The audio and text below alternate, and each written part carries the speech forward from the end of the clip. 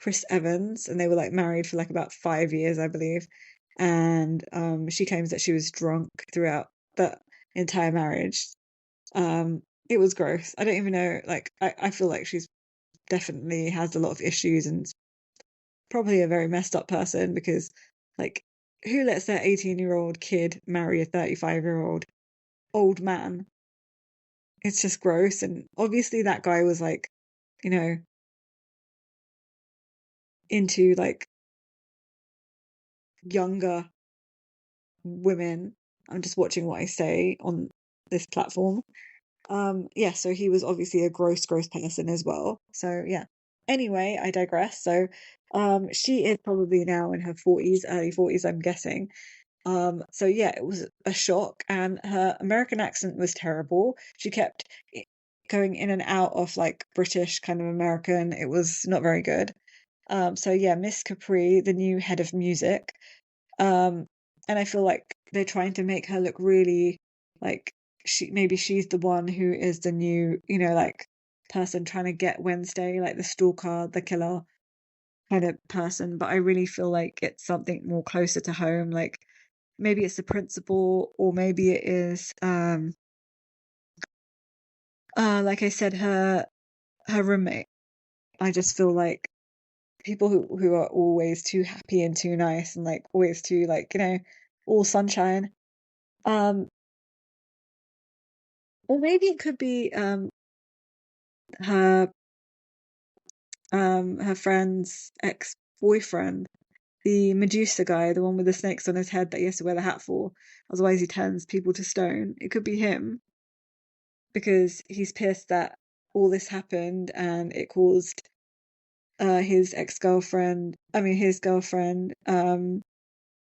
Lycan to fall out of love with him or whatever, or guys do weird things. So yeah, so basically she's just saying that like a critiquing her cello playing, Billie Piper, Miss Capri, aka Miss Capri, is just critiquing it and saying that it sounds like basically you're coming from playing from a place of pain, which is really good, makes it sound really good. And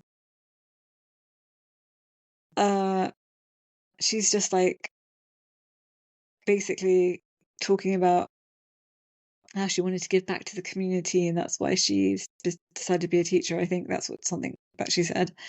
And then she's just critiquing her and walking around her like ominously in a circle, and saying like she's interesting and stuff like that. And then she's talking about like a chess player, um, and like I don't know, it was just all a bit weird. And then Wednesday promptly leaves, and then it's the next day. You can see like all the kids. Morticia's being shown like all the kids. This is very like uh Harry Potterish. All the kids, I felt like they're going to start playing Quidditch, like all these sticks flying in the air. The kids are like putting the bonfire together, and the principal's just showing Morticia, like, this is what they're capable of doing, and this and that. And they've put this together, and she's like, oh, it looks beautiful, and stuff like that. And he's acting like he's very confident in the kids, and then, like, he stops one of the kids and, like, secretly has a word to the kids, like, this is going to work, right? Kind of thing. He's like, he has no confidence in the kids, and you can see that he's just not a good leader, or he's not going to be a good, like, happy, good, like, nice principal. He's hiding things. So then, yeah, Morticia's just walking around with him, and she's impressed with the bonfire setup and everything. And then she introduces the siren girl that he's now recruited to do his like fundraising bidding for him to Morticia, because I know that he knows that Morticia and Gomez are like loaded, so he probably wants their money and wants them to like donate to the school. So that's what's going on there. And you know what's really weird? This episode is exactly 60 minutes. And then we just cut to like nightfall, and then it's just Wednesday in her bedroom, and she's just talking to um what's her name? The Lycan girl. And then she's talking about how like her ex-boyfriend, just she's not into him anymore, and she's talking. Wednesday said she dropped her phone in the bath, and she basically got the liking girl said she's got a letter from her ex-boyfriend saying that he sent a picture of the Raven, the Game of Thrones creepy Raven, um, one with the white eye and the red, like the zombie, the White Walker Raven, and he's just basically said, "Consider this my goodbye gift." The image suddenly flashed in my head. Don't ask me how I know or what it means, but it's connected to you, I'm sure. So that's what the message read. So she's like staring at it, and then the message ends with, "Who's Wednesday Adams without a mystery to solve, right?" Xavier, basically love from Xavier. So her friend's like, "That's so creepy. And do you know the headstone that it's on? Do you know what it means?" And they're both like, they have no idea. And then they both realize that someone's taken her manuscript that she's been working on for 2 years for a book. And she runs off, and she realizes they've left a note saying that it's going to be at the bonfire. So her and her friend go to the bonfire looking for it, the lichen friend, and basically she realizes that it is people bump into her, some kids bump into her, and then she finds a note covered in razors and blood in her pocket, and when she puts her hand in her pocket, and she finds this blood and razors, and it's basically telling her to go underneath the in the bonfire. So she goes in the bonfire and she finds this, and meanwhile finds a manuscript, and she has to climb up, or the book or whatever. She has to climb up. This is the only copy she has. This is so dumb that it's the only copy she has, and she's written it out manually with a typewriter.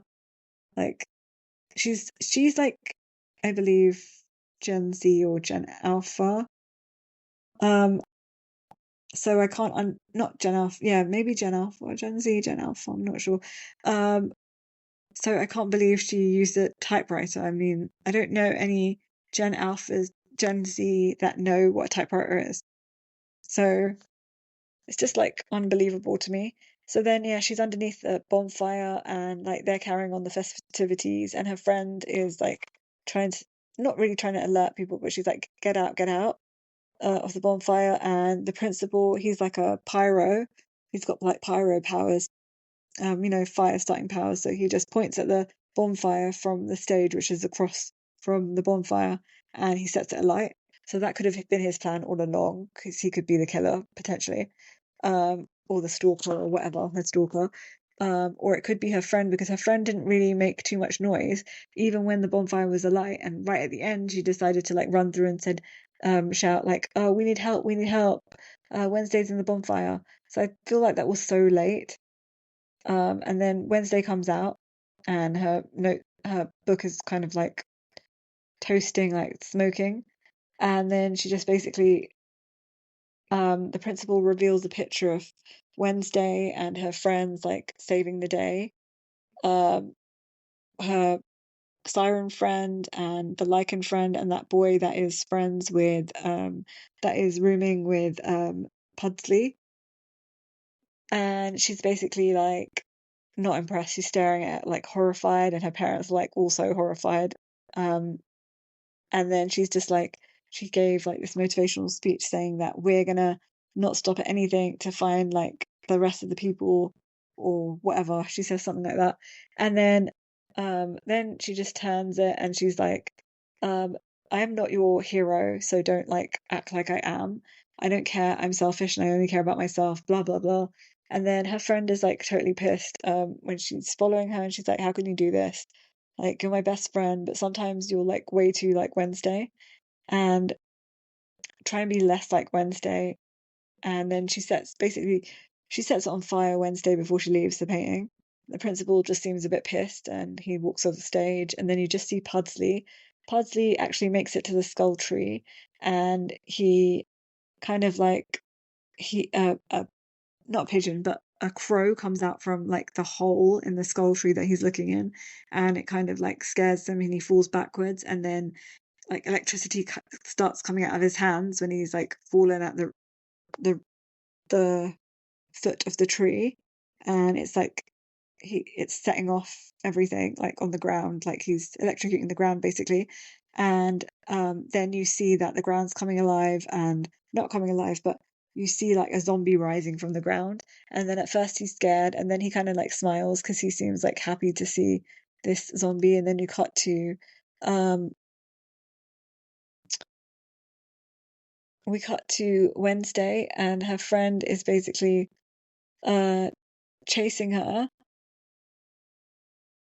and then she grabs her shoulder. Her friend like grabs onto the back of her shoulder, and Wednesday starts to have a vision, and that black stuff, those not black stuff, the black stuff starts to like come out of her eyes, like and then she like I believe she like falls to the ground, and her friend's there, and she's having like a vision of her being in a graveyard, and there's loads of those like raven crow thingies flying around everywhere, and then she sees a gravestone. And basically while she hears all the birds chirping, so she goes to that gravestone, and it is basically what does it say? It says N-E I think it's her friend's name, Sinclair, and someone says, "I died because of you," and then the raven like drops um that was sitting on the gravestone with a blue flower, drops it, and then her friend turns around behind her and starts to choke her, and um she's like choking on the ground, and then her friend is on the ground, like she's on the ground, and her friend is like freaking out looking at her, but she has her hands up like she was kind of doing some kind of like enchantment on her, the lichen friend. And then her mum's there, and her mum sees her and is like trying to help her and saying Wednesday, Wednesday, while she's like convulsing on the ground. And then like she stops moving, and that's the end. So that's the end of the episode. Um, very like boring start, very slow and dreary. I hope it gets better. I'm not gonna hold my breath for it to get any better because I don't think it will. And I want to know everyone else's thoughts on this opening episode for season 2, because like I said, I couldn't remember anything. Don't remember any of the cast members' names. I just know basically what their powers were, or like what they roughly did. Um, and I remember her dad nearly went to prison last season, but I can't remember the plot line for that either. It's just all a bit like murky in my head, like it feels like a haze. Don't know if anyone else remembered it, or they had to watch, like if any of you have watched this, I don't know if you had to watch like recap the episodes before the season started, or if you had to like just watch the whole thing through, the whole season 1 through again. But it's just like it's not very, I just find it really very disjointed and very like blah, and I'm not really feeling it. I'm not really into it. So I don't know how much of this I'm going to recap, to be honest, because I'm not really feeling it. If you guys want me to, I will, but I'll force myself to watch it. And I feel very like Wednesday. I think I'm really influenced by her like dark and dreary nature in this, because it was so terrible for me. I'd just literally I'd give it like a C minus, because I had to force myself to watch it. That's a heavy on the minus. Heavy on the minus. It's almost a D. But yeah, so I watched it. Want to know what you all thought of it. Follow us on all our socials, and also Mimi will hopefully be back pretty soon. I know we're planning an episode. We're planning some Bravo episodes for you guys. Also, what was I gonna say? Yeah, so I think that's it. Yeah, so follow us on, subscribe on YouTube, and subscribe on all podcast platforms as well. So we're on all podcast platforms apart from, I believe, Apple, because we can't figure out how to do that crap. But yeah, anyway, bye.